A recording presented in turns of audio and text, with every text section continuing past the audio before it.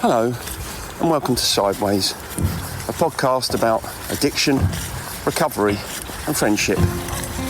This week, we're talking about the tendency we all have to mess things up, and the best way of dealing with yourself when it inevitably happens. In addition, there's a lot of fruit talk involving the appearance of the Messiah in a satsuma, the dangers of a half-time orange, and I find time to relive the trauma of some DIY involving bathroom carpet. Making mistakes. Yeah, I can't hear you, so you better sort yourself out. That's because I hadn't pressed the button. But I've pressed the button now. Cool. Yeah, good morning anyway. You look like a football commentator. I need a sheepskin, a Motson sheepskin on then to complete the look. You never liked John Motson, did you? I grew more fond of him as time went by. I just thought he was a bit cliched. That was all. Yeah, he's supposed to be. He's a football commentator. Well, I know, but you'd like to think some people could bring a little bit more originality to the party. But there we go. I got used to him. Anyway, how are you? Yeah, I'm all right, thanks. Yeah, not too bad. Why was that a funny question? I don't know, really, because it sort of came after we'd already been chatting for a while. I might ask you again in a minute. Okay, thanks, mate. Yeah, no. Well, it's a ever-changing landscape. You never know. My mood can swing badly. Exactly. I know what you're like. I was just going to say, old Boris Johnson, he could have done with listening to our episode last week, couldn't he, on Christmas do's? Yeah. Yeah, although we avoid politics, it's a bit shambly, isn't it?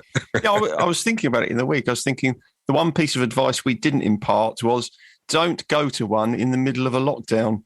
We didn't, no. No, we didn't. But we should have seen that coming.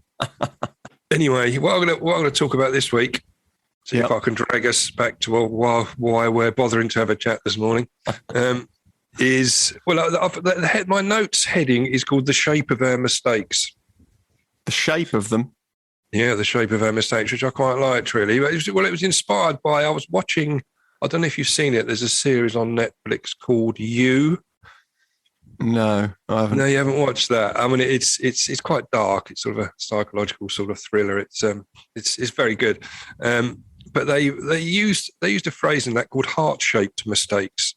Which I quite liked. It just triggered from there. It got me thinking about mistakes in general. The Shape of Our Mistakes sounds like a Yes album. It sounds a bit prog rocky, doesn't it? It does, yeah. But it's the sort of thing I've been rushing down to Challenger and Hicks to buy back in the day. Have you got the new Shape of Your Mistakes album by Yes? Well, we used to. It just reminds me. Actually, we used to do that to one of the kiddies at school. We used to give him spurious things. Hey, have you heard the new album by? And he would, because he wanted to be in with the crowd. He'd be rushing off, saying, "Yeah, I've got it." Yeah, I think it was. I can't remember which week, but I know we did it several times to him until he caught on. So, and that's bullying. That is. It is really, isn't it? When you look back on it, yeah, it's terrible. Well, I wasn't involved in it. Obviously, I was on the sidelines. Yeah, of course you were. It was me rushing down there. I'm just changing the story. I expect he turned out to be one of my clients years later. Yeah, it's rooted right back in the early days, wasn't it? Yeah, like everything else is.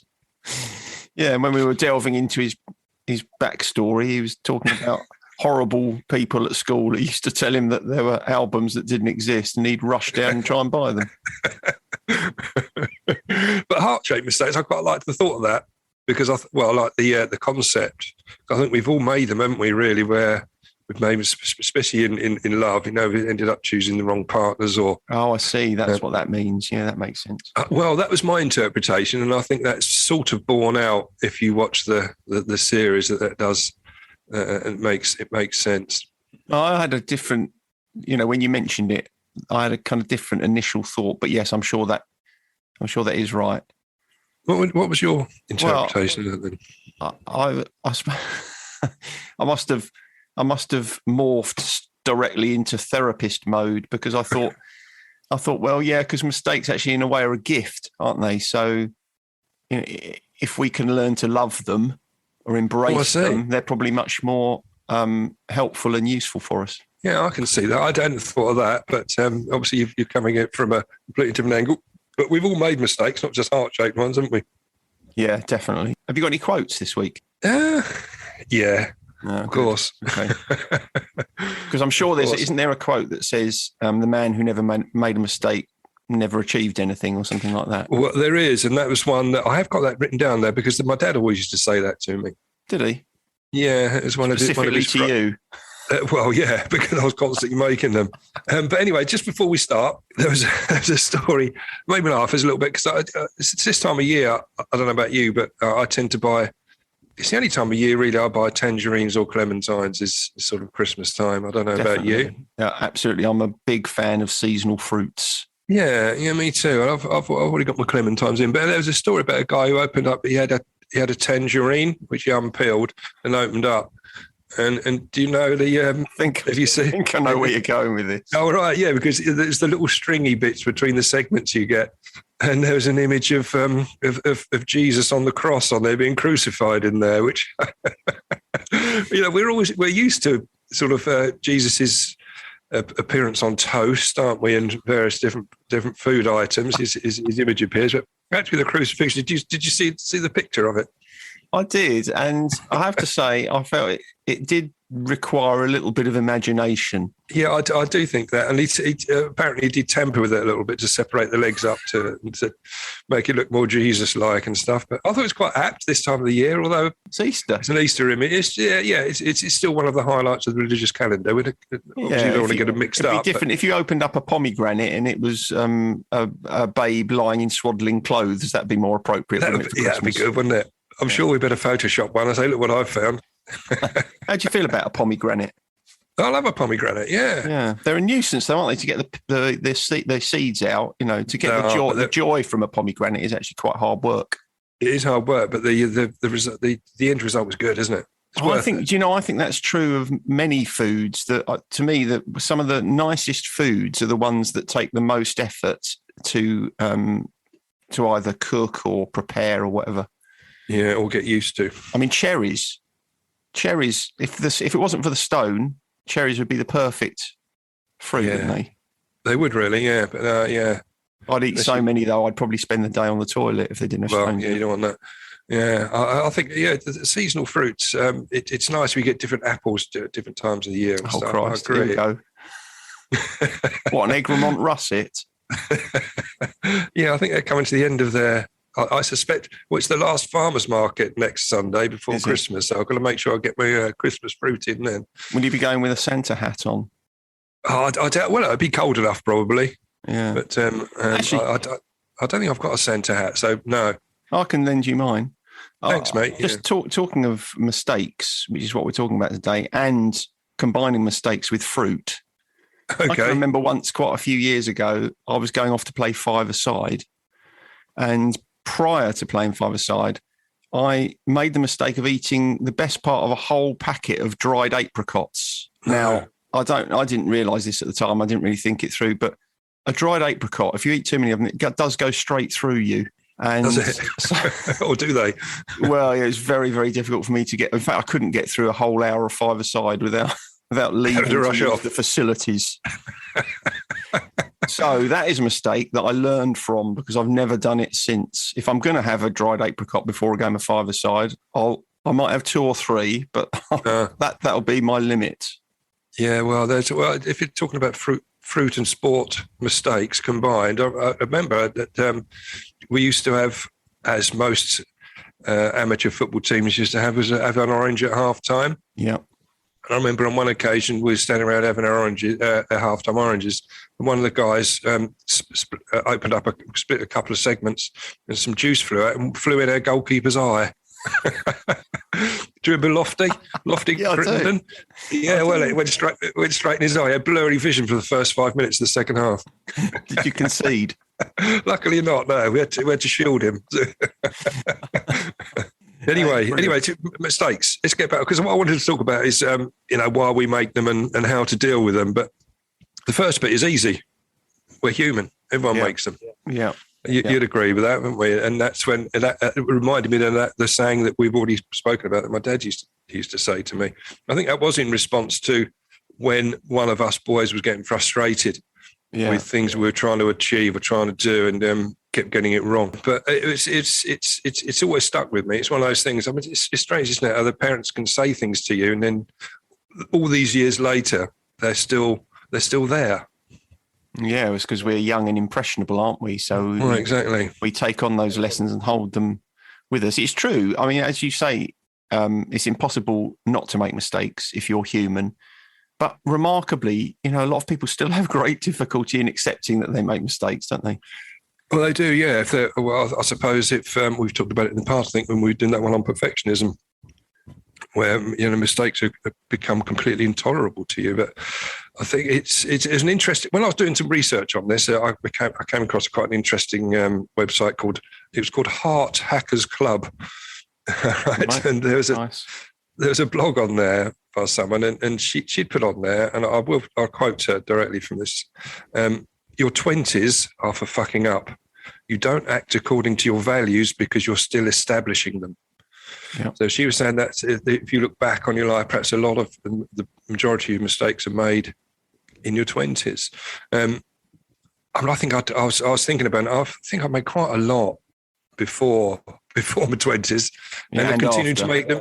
And after, it seems strange. Perhaps the bulk of them were there. I don't know, but I think it's a continuing process, isn't it? It is. I'm not sure I agree with that. I don't think we make most of our mistakes in our 20s. I think what does dictate our 20s and probably our late teens is kind of narcissism. I think we're quite narcissistic at that age because we are making sense of ourselves and our place in the world. By necessity, then we become quite kind of self-centered. And that probably means that we make certain mistakes because we're so self-centered and we don't have so much of an awareness of the world around us. But I don't think you can pin most of your mistakes on one decade unless I'm very unusual because I've made a lifetime's work of making mistakes. Yeah, I think it might have been quite evenly spread. I can't remember a decade where I haven't made any. No, they've been fairly consistently spread out, I think. A big mistake I made was getting caught with no insurance on my motorbike. That was a big mistake because I got into trouble for that. Yeah. And that was just unfortunate because just as I was buying a motorbike off of one of our current listeners, Steve, and I took it out for a test drive and got nicked. I hadn't even bought it. And that was that. I remember the irony of that was I was working for an insurance company at the time, which the police found quite amusing, which I didn't. But I didn't find the fine and points on my license very amusing either. But you learn from those mistakes. So I didn't do it again. That's absolutely right because it reminds me of the time when I bought a car from Bromley. And I was driving it home. I went to pick it up and I was driving it home, driving down Rootham Hill and, obviously trying it out a little bit. And I got a speeding ticket. The very first journey I'd done in my new car. It's not good, is it? Learned from that as well. Yeah, you do learn. Well, that particular blog I was talking about on this Heartbreakers Club, Heart Hackers Club, she also went on to say that we fall into two camps when we make a mistake. Right. There are those who use regret and remorse as a catalyst to grow and change their way of life in order to become better people. Yeah. And then there are those that feel ashamed, and after a period of self-loathing and guilt, they resort back to the exact same way of thinking and behaviour. And instead of the mistake becoming a lesson, it becomes just another cyclical loop in habits, which is very true of us in addiction, that's for sure. Yeah, that's absolutely true. I mean, that's what I was saying earlier about my interpretation of what you wanted to, or the name of that program you were watching on Netflix. Mistake. I know it sounds a bit sort of trite, but mistakes are an opportunity for learning, aren't they? I think, we all find it difficult to embrace all of our mistakes. Sometimes we make mistakes and we do feel ashamed of them and we feel, we wish beyond it all else that we hadn't made them.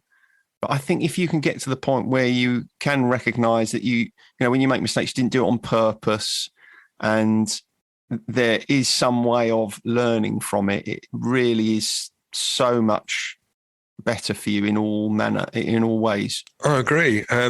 Because when I was looking at the research, also I was thinking, how do we deal with these mistakes, and to ensure that we're not in the category where we continue to go and make the same mistakes time and time again. Because I know, when we're talking to people in groups, people, especially people just coming back after a lapse, they know they've made a mistake on picking up, a drink or drugs or whatever. And it's strange with addiction because you're the mistake before you make it. And the condition that we have means that we still do it anyway. It's very tricky to break that cycle. So even though it's a destructive cycle, and we know it's destructive, and we keep doing it, which is irrational, and which is why it's so difficult to explain to people that don't have addiction issues as to why we behave in the way we do. Yeah, but I think whether it's with regard to addiction issues or anything else, I think part of the problem is there's a moment when you make a mistake, and it's a brief moment, a fleeting moment where you have an opportunity to own it. Yeah. And to put your hand up and say, actually, I've messed up.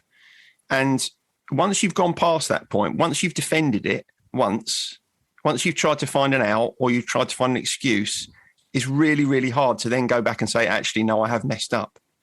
So I think that's, whether you're struggling with addiction or any other mistake that you make, it's worth bearing in mind that you have that tiny little opportunity when it first happens to say, actually, that's me. That's on me. I've messed that up. I've made, and the irony of it is, if you do take that opportunity and you do say, I've made a mistake here, it's so liberating.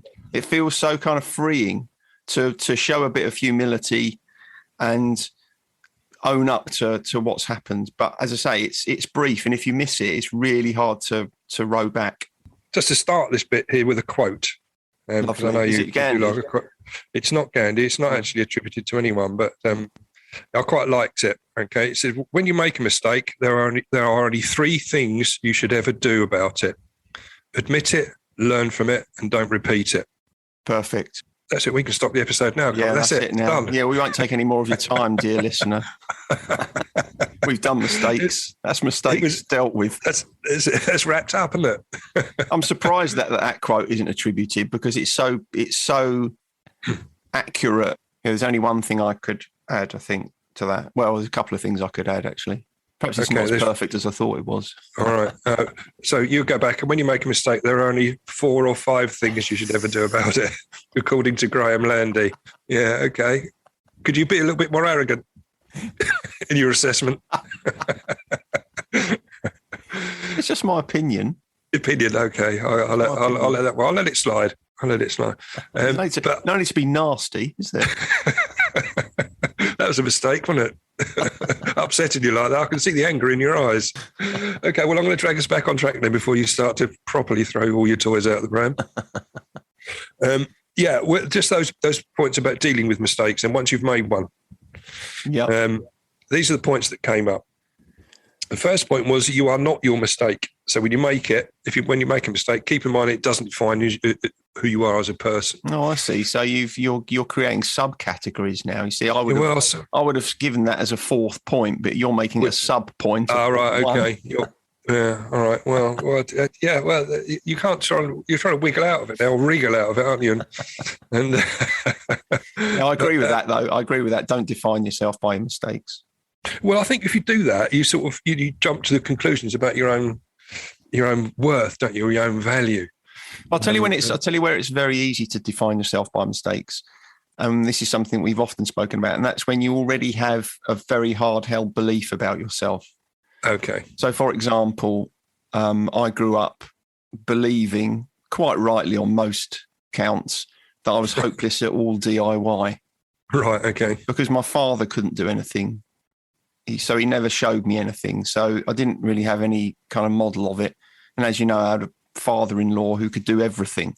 Yeah. And so if I made a mistake with anything DIY related, like the famous time that I cut a new piece of carpet for the bathroom and used the old piece of carpet as a template, but had it upside down. So actually cut out a perfect piece of carpet for next door's bathroom. Whereas someone who was very competent at DIY might have said, that's just a flipping stupid thing to do. For me, it was a confirmation that I was as idiotic and useless as I thought I was. Okay. So in that sense, I was defining myself by, it was like, here's another example of why I'm such a cretin. I know. Yeah. Looking back, I remember you always used to say that, didn't you? You said, I'm terrible at DIY and I can't put up a shelf or anything like that. Where when you've actually tried it, you've done it quite competently, haven't you? Well, I think what happened was my dad died, and then my father-in-law got so old that he couldn't do those things, and I was left with no option but to do them myself. Okay. And then I had to kind of adjust my self-view. I had to think, well, actually, whether I can do this or not, I'm going to have a go at it. And as you say, then I found that actually, in some respects, where I thought I was absolutely hopeless, I was only moderately hopeless. Well, that's progress of sorts. It is. Okay, well, I'm going to go on to the second point, which you've already touched on, which was about owning it. So, face your mistake head on, because, have a look at what's happened and sort of draw a line under it effectively, and if you accept that you've made a mistake, it's the first step forward, isn't it? Yep. Because it is easy to blame everyone else. And I think we've all done that as well, haven't we? Often you'll come across people that make a mistake, and if you approach them about it, which again is not always the right thing to do, but you approach them, they will blame everyone else. I think we've all heard, and we hear it on the terraces all the time, don't we? Blaming the referee when your team make a mistake and concede a goal. It's definitely the referee's fault. Or if someone fails their driving test or whatever, the instructor had it in for me or whatever. There's always someone to blame, isn't there? Yeah. I think owning it is the first part, really, isn't it? Because you can then sort it out. Definitely. Yeah, you're being incongruent, aren't you? You're not kind of being honest with yourself. And whatever lies or half-truths you tell to everybody else, the most painful ones are the ones you tell yourself. They are, isn't it? But fessing up is tough, isn't it? Fessing up to mistakes, especially if it's a big mistake you've made and it impacts upon other people, it's a real toughie. Yeah, it's very, very difficult. But after that initial terrible discomfort of fessing up and owning up to a mistake, as I said earlier, I think you feel emboldened by it. It actually makes you stronger when you realise that you can admit to a mistake, you can own up to a mistake, and actually life will continue. The world will keep turning. Yeah. The biggest surprise will be that the people who loved you before it will still love you. So, when you do have the courage to own up to mistakes, it pays dividends. But it does, because it led on. Because I remember again a quote that my dad used to use when we again in the very same situation. He always said, "Look," he said, "Don't worry. Most problems have a solution. Yeah. You can smooth things over, or you can sort stuff out. Don't. It's never as bad as you initially thought. The initial shock tends to be greater than the actual problem. So it is something that can be sorted out." I didn't feel like that after cutting that bit of bathroom carpet. Well, you could just go and buy a new bit, or get a carpet layer in to sort it out for you, or don't put carpet down in bathrooms. But it was waterproof. Other people have said that to me. I mean, I'm not that. I mean, I am stupid, but I'm not that bloody stupid. I'm putting some shag pile down in the bathroom. That would look nice, wouldn't it? Yeah, like a deep, thick pile on there. You can contain all the water. But it'd be nice when you step out of the shower, wouldn't it, onto a nice, thick surface. It'd be like stepping out into a marshland, wouldn't it? Anyway, yeah. Yeah. Yes, getting back to what we're talking about. Yeah, talk about it is the next point there. Don't feel you've got to cope with it on your own, because I think a lot of time mistakes, you can, if you make a mistake and then try and keep it to yourself and hide it up, it's tough, isn't it? You're not going to move on from it again. Yeah, I think that's, sometimes it's good to talk about it. Sometimes if it's something that you finding it difficult to get past, it's good to talk about it. But other times, I think sometimes it's good not to talk about it, because in some respects, talking about it almost kind of makes it a bigger deal than it needs to be. So I think you have to use a bit of judgment there. If you're stuck on it, yes, talk about it. But if you feel like you can put it behind you, don't keep raking over it again. What's the point? Just move on. Well, yeah, I think if you made a mistake and it only affects you, probably you can probably deal with it in your own time. I suppose if it's got wider implications, then talking about it with other people may help you to find a resolution, especially if you can't find a resolution yourself. Yes. Yeah. What I'm saying is, don't keep bringing up my old bathroom carpet. Right? No, I don't want to talk about it anymore. It's done. I think we've dealt with. Well, I'd moved on from it, but you've dragged us back there. But you found there was a solution to that. You know, you got something else. You either got a new bit of carpet, or you put something else down, or stood on bare floorboards for some time. I can't remember what the solution was. To be honest, I think I've blocked it out. It's too traumatic. Well, so what happens if we dwell on it? Because people do, don't you? You can dwell on those mistakes.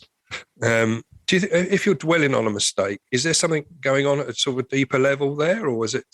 Should you get, go and see a therapist, I suppose, or something like that? I suppose it depends what your mistake is. I don't know if I'd have thought about going to counselling for my carpet. But your carpet is not big enough, really, to spend a bit of dough on therapy. Not really. I'm better off spending my money on a new bit of carpet, I think. Exactly. Yeah, that was the solution you found. I think what's going on is that you're emotionally stuck, aren't you? And going back to what we were talking about earlier, I think sometimes if you can't move past something, maybe your mistake is telling you something else about yourself. Maybe it is resonating with some dysfunctional or destructive, unhelpful belief you have about yourself.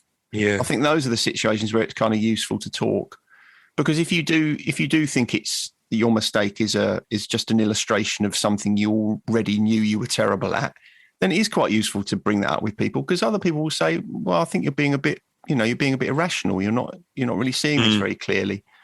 So I think it's like anything, any sort of emotion that you feel you're stuck in, there's a reason you're stuck in it. And I think, yes, sometimes you might need professional help to get moving. But if you're stuck in any painful, difficult emotion, certainly then it's worth talking about it, because otherwise you just end up in this kind of, vacuum of your own negative thinking. Yeah, I agree.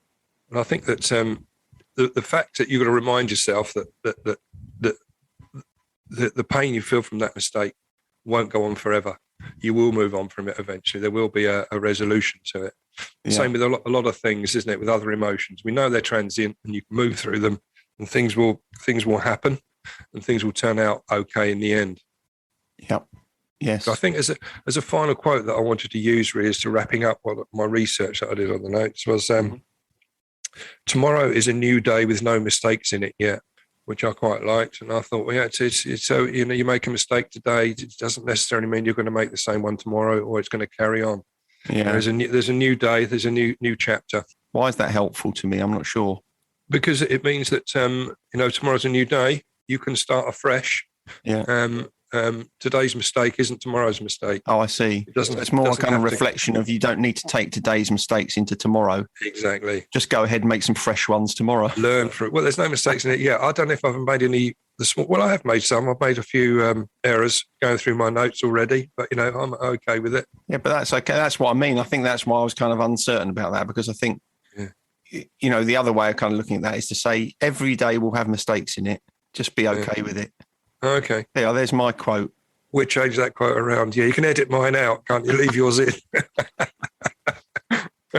No, I think I think it's understandable that we want to try and minimise our mistakes. That makes sense. But I think at the same time, if we can accept we're definitely going to make some, and we're okay with that, then that's pretty helpful for us. Yeah. Yeah. Okay. Well, we're sort of nearly through, and I'm glad that your puppy hasn't woken up.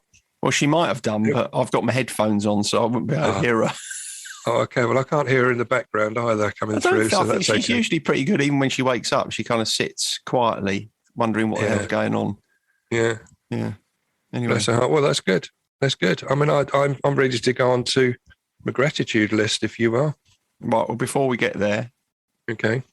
One final mistake for you, which made me laugh in the news this week. I can remember I was reading a report this week in the paper about some Labour MP who went for a meeting at number 10 Downing Street.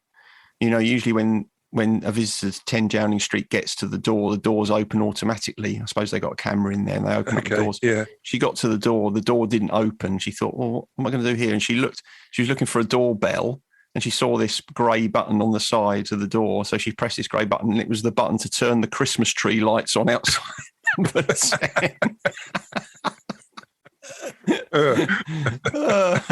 Which apparently Boris Johnson was supposed to be doing an hour later. So she did the official turning up at a meeting. That was a funny mistake, that wasn't it? It hasn't really got any great implications, but she probably got told off a bit. Well, I don't know if she did, because apparently she went in and she said, "Oh, the Christmas tree looks nice." So anyway, gratitude list then. Have you got anything on yours yet? Have you thought about it? Well, I hadn't really thought about it, but I've just thought about something now, and I'm grateful for yesterday. I'm grateful for traditions. Okay. This week, because yesterday my daughter and I, and my daughter's now in her 20s, we made gingerbread, which we do every Christmas, and we've done every Christmas for as long as I can remember. And I feel very grateful that those little traditions that give me such joy, I'm still able to do with my grown-up children, or that they'll still tolerate doing it with me.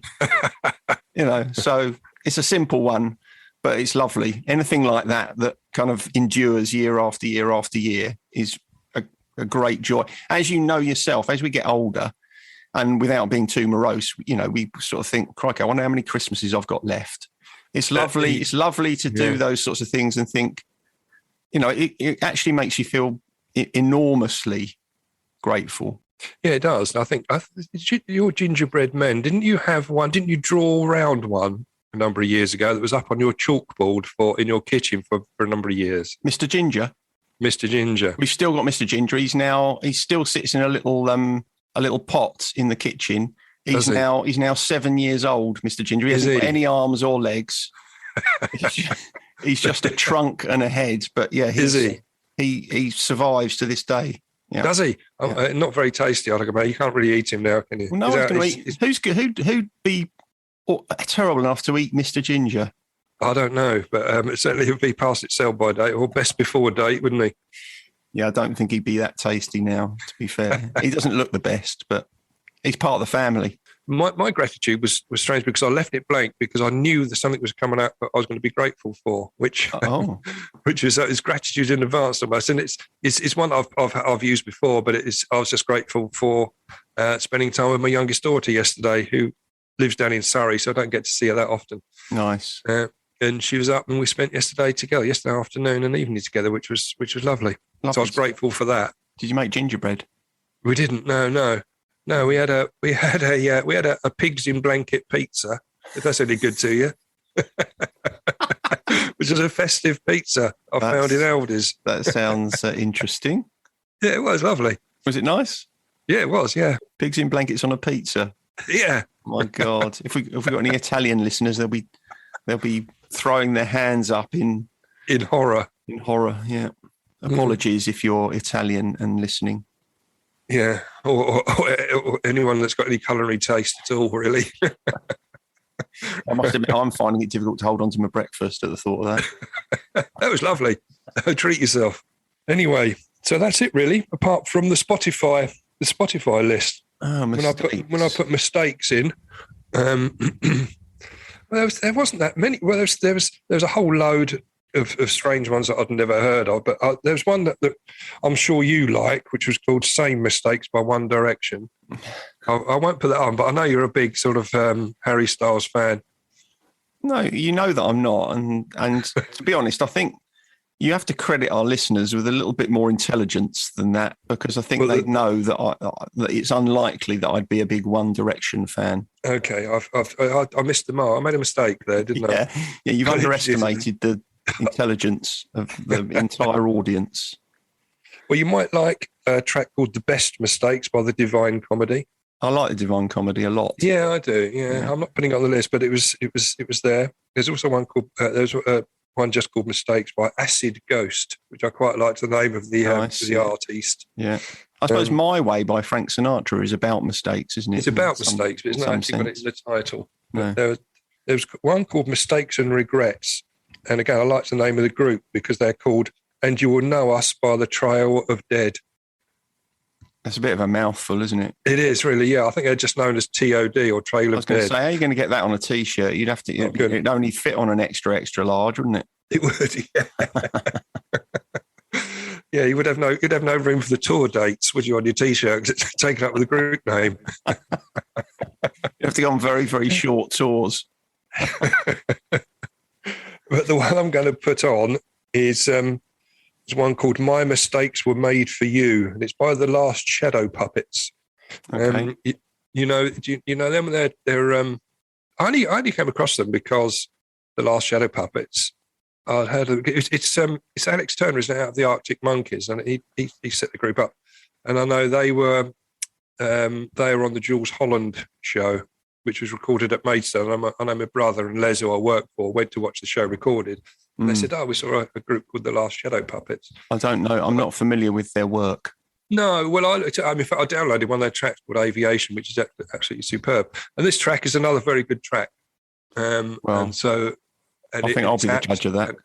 And well, you can be, and you'll have a listen. I've popped it on there, so have a listen to it. All right. Well, we'll do. I like it. Yeah. My favourite mistake, that's a song, isn't it? Who's that by? Favourite Waste of Time, I think, wasn't there? Yeah, I think there's... yeah. My favourite waste of time was... who's that? I can't remember now. I think we're both singing it. We're both singing it in our heads. We can't get to it. Yeah. We'll work it out. All right, we can work it out. That was the Beatles. I'm surprised you know a Beatles track. You don't like them because they're too popular. I do like the Beatles. How can you not like the Beatles? That's like saying you don't like Oxygen. Well, it is really. You know, I don't mean the Jean-Michel Jarre album either. No, I mean, you've got to admit the Beatles were the first proper supergroup, aren't they? And I love them. Always have them. Yeah, I wonder if my friend Prod's been trodden on by all of them. He's lost his opportunity now. They're gradually dying off, aren't they? He could only be trodden on by Paul McCartney and Ringo Starr, couldn't he now? But he can, yeah. I'll give him a call and get him onto that. I doubt it's going to be much of an ambition of his to get the remaining Beatles to tread on him. But if he manages it, I've got to take my hat off to him. All right, listen, I better go and check on the puppy. Good one.